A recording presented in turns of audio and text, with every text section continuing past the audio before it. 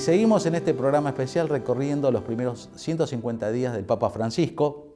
Y en este bloque hemos invitado a Daniel Cinieri. ¿Qué tal? ¿Cómo estás? Bien, me gustó. Gracias por venir. Queremos también charlar con vos un poco de lo que está sucediendo en la sociedad, en la iglesia, en el mundo, con el Papa Francisco. Y ya desde los primeros días, Francisco empezó a tener una serie de gestos y de frases que sorprendieron a todo el mundo. ¿A vos qué te pasó? Sí, yo creo que nos impactó mucho, y a mí personalmente me impactó mucho también desde el punto de vista de la esperanza. Enseguida a mí me surgió ese sentimiento, más que sentimiento, esa convicción de que se venían otros tiempos, de que tal vez había pasado una etapa en la iglesia y empezaba otra. Que no es nada extraño, porque me parece que esta etapa se refiere mucho más claramente a lo que el Concilio Vaticano II señaló desde hace ya 50 años, y creo que este es el momento para retomar esa dinámica del Concilio Vaticano II, esa propuesta renovadora y esperanzadora, ¿no? ¿Vos pensás que los cardenales tuvieron alguna de estas cosas en cuenta? Sin duda que lo sorprendente de que sea, primero, un papa que no es europeo, y segundo, que es latinoamericano, entonces tenemos algunas cosas para leer y para... ¿Qué es lo que vos leerías de eso? Independientemente de que, como vos decís, los cardenales lo hayan tenido absolutamente presente. Evidentemente tuvieron una intuición de que tenían que caminar en esa dirección y de que había algunas orientaciones en la iglesia que estaban agotadas. Pero, ¿vos cómo lo lees? Yo lo leo con mucha esperanza, porque, y lo leo también desde el punto de vista, la esperanza no ingenua de decir ya empezaron a cambiar todas las cosas, ¿no?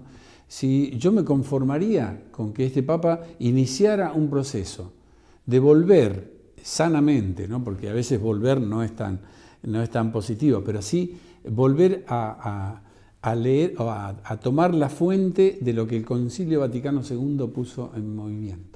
Bueno, de tu punto de vista, de tu reflexión, de tu punto de vista de trabajo, de tu reflexión, de tu trabajo de sacerdote de tantos años, ¿cuál crees vos que son los principales puntos hacia donde la iglesia tiene que volver? Mira, hay un punto que a mí me parece muy claro y muy práctico a la vez, y que este Papa lo encarna clarísimamente, y la gente le ha respondido espontáneamente a esa actitud, la actitud de cercanía. Inclusive los obispos argentinos hace poco tiempo, hablando del año de la fe y de la evangelización en el año de la fe, habían propuesto cuál es el espíritu de esta propuesta del año de la fe. Y ellos habían dicho, con alegría, con entusiasmo y con cercanía.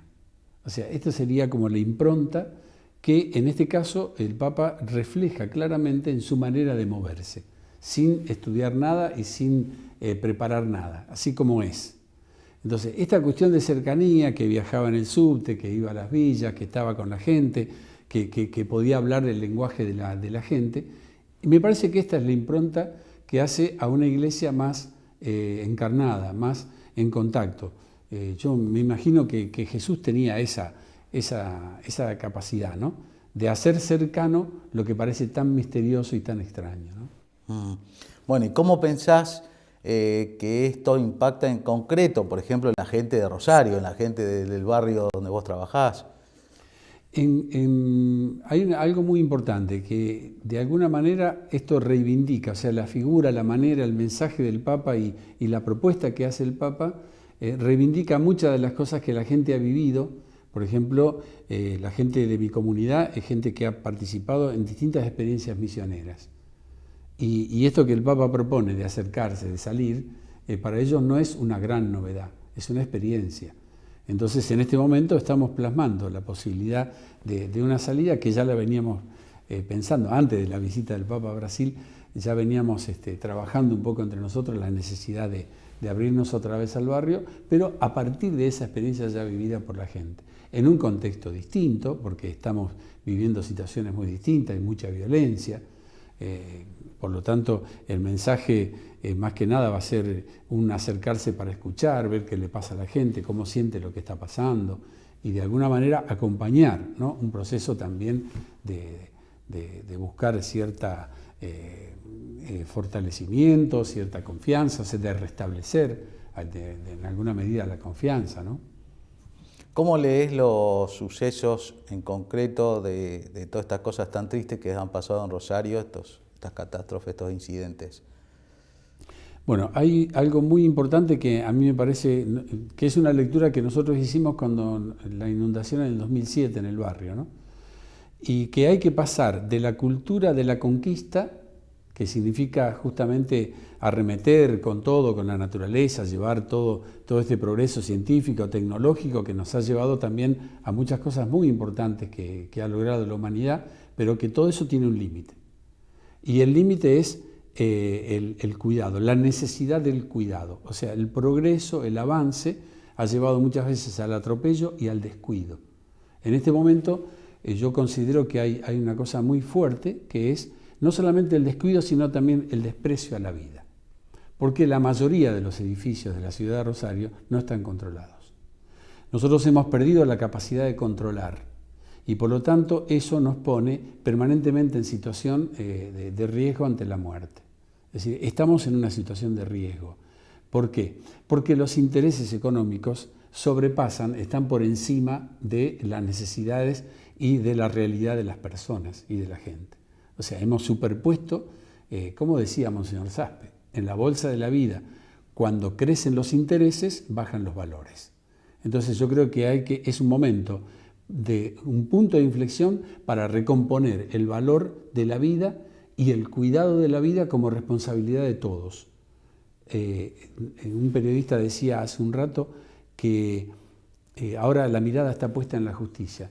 Y yo diría, sí, por supuesto, hay que poner la mirada en la justicia, pero hay que poner la mirada en la conciencia de cada uno, porque ahí empieza el cuidado de una sociedad. Una sociedad no puede bancarse cuidadores de cuidadores, vigiladores de vigiladores, controladores de controladores. O sea, una sociedad tiene que basarse en que cada persona es capaz de controlarse a sí mismo, de obrar de acuerdo a su conciencia y de asumir la responsabilidad que tiene para sí, para su familia y para toda la comunidad. Bueno, esto un poquito lo tenemos que unir a la fuerza porque es algo que nos afectó mucho, sí.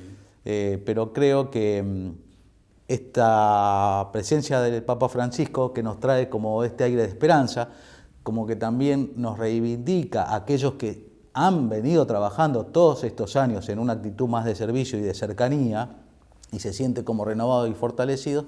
Bueno, también nosotros hacemos fuerza en esa dirección de la esperanza y también de esto de un mayor compromiso y conciencia de cuidado para con nosotros y con nuestros hermanos. Y te agradecemos mucho por tus reflexiones, por habernos acompañado en este domingo y los invitamos a ustedes a seguir en el próximo bloque.